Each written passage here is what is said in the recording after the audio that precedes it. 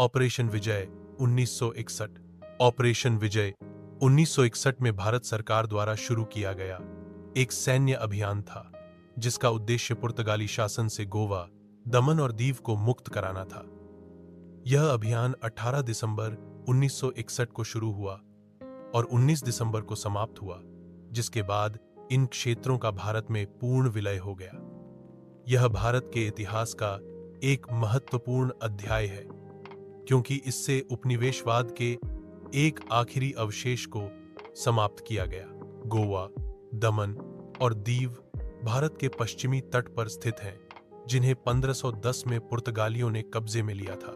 जब 1947 में भारत स्वतंत्र हुआ, तो भारत सरकार ने शांतिपूर्ण तरीके से इन क्षेत्रों को आजाद कराने का प्रयास किया, लेकिन पुर्तगाल ने इन क्षेत्रों को अपना अविभाज्य हिस्सा बताया और भारत के सभी प्रस्तावों को ठुकरा दिया। इस दौरान कई स्थानीय लोग और भारतीय स्वतंत्रता सेनानियों ने गोवा मुक्ति आंदोलन चलाया, परंतु पुर्तगाल की सशस्त्र सेना ने इन आंदोलनों को दबा दिया।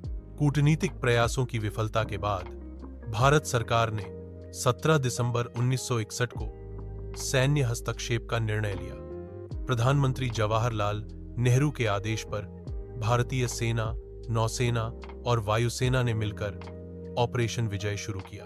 18 दिसंबर को तीनों सेनाओं ने एक साथ पुर्तगाली ठिकानों पर हमला किया।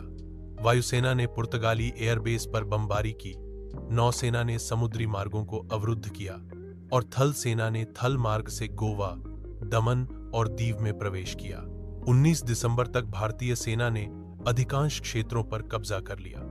पुर्तगाल की सेना भारत की सैन्य शक्ति के सामने टिक नहीं सकी और गोवा के गवर्नर जनरल मैनुअल एंटोनियो वास्लोई सिल्वा ने आत्मसमर्पण कर दिया।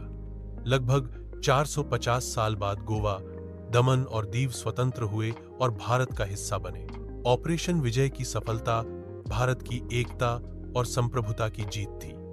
गोवा को 30 मई 1987 को पूर्ण राज्य का दर्जा दिया गया। यह अभियान दर्शाता है कि भारत आवश्यकता पड़ने पर अपने राष्ट्रीय हितों की रक्षा के लिए निर्णायक कदम उठा सकता है। ऑपरेशन विजय केवल एक सैन्य विजय नहीं थी, यह भारत की स्वतंत्रता और राष्ट्रीय एकता की दिशा में एक ऐतिहासिक कदम था। इससे भारत ने यह स्पष्ट कर दिया कि उपनिवेशवाद का कोई स्थान स्वतंत्र भारत में नहीं है।